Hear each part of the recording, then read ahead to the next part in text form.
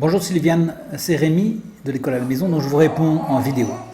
Alors, faudrait-il commencer à prendre des cours ou est-ce qu'il faudrait attendre encore un peu? Eh bien, vous pouvez faire les deux. Vous pouvez commencer à prendre des cours pour des choses au sujet desquelles votre enfant ne va pas commencer à travailler tout seul, des choses auxquelles il ne pense pas. Donc vous pouvez commencer à lui parler, je ne sais pas, de l'histoire par exemple. Il ne va pas inventer tout seul l'histoire, vous voyez. Il ne va pas inventer tout seul non plus certaines opérations mathématiques. Il peut découvrir des choses. Jusqu'à un certain stade, les enfants peuvent découvrir des choses tout seuls. Mais au bout d'un moment, ils ne peuvent plus. Hein, c'est évident. Ils ne peuvent pas découvrir le théorème d'Euclide ou, je ne sais pas moi, la table de multiplication, c'est un peu compliqué au bout d'un moment. Hein. Ou, je ne sais pas, les tableaux de conversion ou la table de Mendeleïev.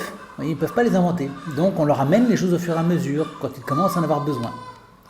Une remarque, comme je lui fais habituer à parler en notre langue maternelle. D'abord, il ne parle pas encore le français, mais actuellement, il commence à le faire encore tout seul et nous, on le corrige en fonction de ce qu'il dit. Oui, c'est bien, ça veut dire qu'il a du goût à apprendre par lui-même. Donc, sa méthode, en l'occurrence, pour le français, c'est de se débrouiller tout seul avec des matériaux que vous lui donnez. Donc, vous continuez à lui donner des matériaux qui lui permettent de travailler tout seul. Et de temps en temps, vous allez lui amener des choses, il ne faudra pas le dégoûter. Donc, il ne faut pas forcément lui faire du cours magistral là où il n'en a pas besoin.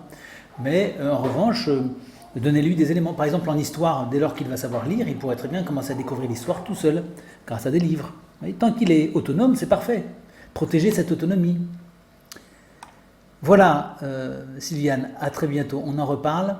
Dans l'accompagnement en particulier, on parle de tout ça. À très bientôt. Au revoir.